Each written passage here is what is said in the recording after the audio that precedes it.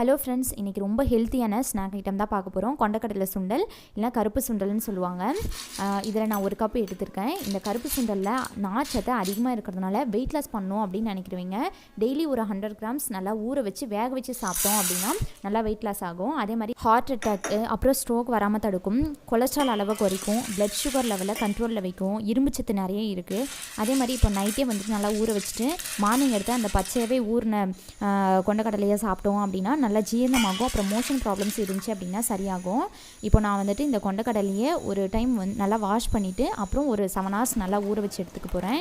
நல்லா ஊற வச்சு எடுத்தாச்சு. இப்போ பாருங்கள் டபுள் த சைஸ் ஆகிருக்கு. இப்போ இதை எப்படி குக் பண்ணுறது அப்படின்னு பார்க்கலாம். இப்போ ஸ்டவ் ஆன் பண்ணிவிட்டு குக்கர் வச்சுக்கலாம். குக்கரில் வேக வச்சா ஈஸியாக சீக்கிரமாகவே வெந்துடும், நல்லா சாஃப்டாக வேகும். அதனால் குக்கரில் வச்சுக்கிறேன். நான் அதே தண்ணி தான் யூஸ் பண்ணியிருக்கேன், தண்ணி மாற்றாதீங்க, அதே தண்ணியில் வச்சு குக் பண்ணுங்கள். இது கூட கொஞ்சம் சீக்கிரமாக நல்லா சாஃப்டாக வேணும் அப்படிங்கிறதுக்காக ஒரு 1/2 டீஸ்பூன் கல்லுப்பு போட்டிருக்கேன். போட்டுட்டு இப்போ குக்கரை மூடி வச்சிடலாம். ஒரு 5 விசில் 6 விசில் விட்டு எடுத்துக்கோங்க. இப்போ தாளிக்கிறதுக்கு தேவையான வெங்காயம் அப்புறம் பூண்டு பச்சை மிளகாய் இதெல்லாம் கட் பண்ணி வச்சுக்கலாம். நீங்கள் சப்போஸ் சாமி படையலுக்கோ இல்லை ஏதாவது விநாயகர் சதுர்த்தி இல்லை சரஸ்வதி பூஜை நவராத்திரி அப்போல்லாம் சாமி படையலுக்கு வைக்கிறீங்க அப்படின்னா வெங்காயம் பூண்டுலாம் சேர்க்கக்கூடாது. அதுக்கு பதிலாக நீங்கள் கேரட் துருவி சேர்த்துக்கலாம், நல்லாயிருக்கும். இப்போது 6 விசில் வந்துருச்சு. நான் ப்ரெஷர் ரிலீஸ் பண்ணிவிட்டு எடுத்துக்கிறேன். நீங்கள் தண்ணி நான் வந்து எக்ஸ்ட்ராவாக வச்சுருக்கேன். தண்ணியை வேஸ்ட் பண்ணக்கூடாது அப்படின்னு நினச்சிங்க அப்படின்னா கரெக்டாக அந்த சுண்டல் முழுக்கிற அளவுக்கு மட்டும் தண்ணி வச்சுட்டு மீடியம் ஃப்ளேமில் ஒரு 15 மினிட்ஸ் வேக வச்சிங்க அப்படின்னா தண்ணி நல்லா சுண்டிடும். அதே மாதிரி சுண்டலும் நல்லா வெந்துடும். நீங்கள் அந்த மாதிரி செஞ்சுக்கலாம். இப்போ பாருங்கள் நல்லா சாஃப்டாக வெந்துருச்சு. இப்போ நான் இந்த தண்ணியை வடிச்சிக்கிறேன். இந்த மாதிரி ஒரு ஃபில்டர் இருந்துச்சு அப்படின்னா நல்லா வடிச்சிருங்க, தண்ணி சுத்தமாக இருக்காது. வடித்து எடுத்து வச்சுக்கோங்க.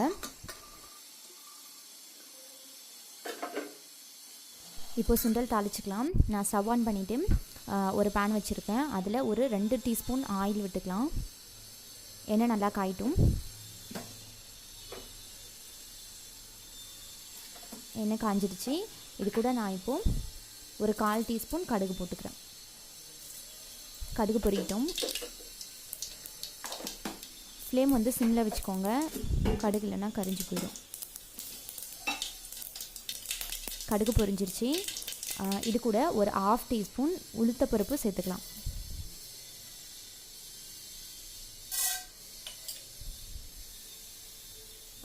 நான் இது கூட பச்சை மிளகாய் போட்டிருக்கேன், டேஸ்ட் நல்லாயிருக்கும். உங்களுக்கு காஞ்ச மிளகாய் போடணும் அப்படின்னாலும் போட்டுக்கலாம். ஒரு பச்சை மிளகாய், பூண்டு சேர்த்துருக்கேன்.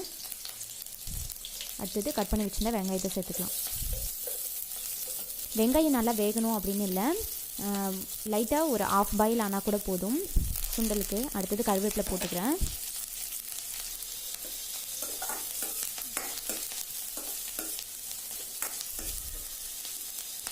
இது கூட ஒரு 1/2 டீஸ்பூன் மஞ்சள் தூள் போட்டுக்கலாம். இது ஆப்ஷனல் தான். நீங்கள் உங்களுக்கு மஞ்சள் தூள் போட்டு சாப்பிட்ணும் அப்படின்னா போட்டுக்கோங்க, இல்லை அப்படின்னா ஸ்கிப் பண்ணி வைக்கோங்க. இந்த மாதிரி பருப்பு வேக வச்சதையோ தாளித்து சாப்பிட்றோம் அப்படின்னா கண்டிப்பாக பெருங்காயத்தூள் போட்டுக்கோங்க, ஒரு 1/2 டீஸ்பூன் பெருங்காயத்தூள். சுண்டலோ இல்லை தட்டைப்பயிறு, நரிப்பயிறு, அப்புறம் பச்சை பயிறு இதெல்லாம் வேக வச்சு தாளிப்போம் இல்லையா, அப்போது வந்துட்டு இந்த மாதிரி பெருங்காயத்தூள் சேர்த்துக்கிட்டோம் அப்படின்னா ரொம்ப நல்லது.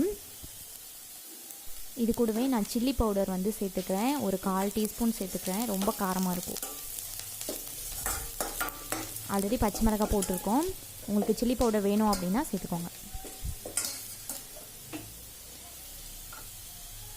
இப்போது பாயில் பண்ணி வச்சுருந்த இந்த சுண்டலை சேர்த்துக்கலாம்.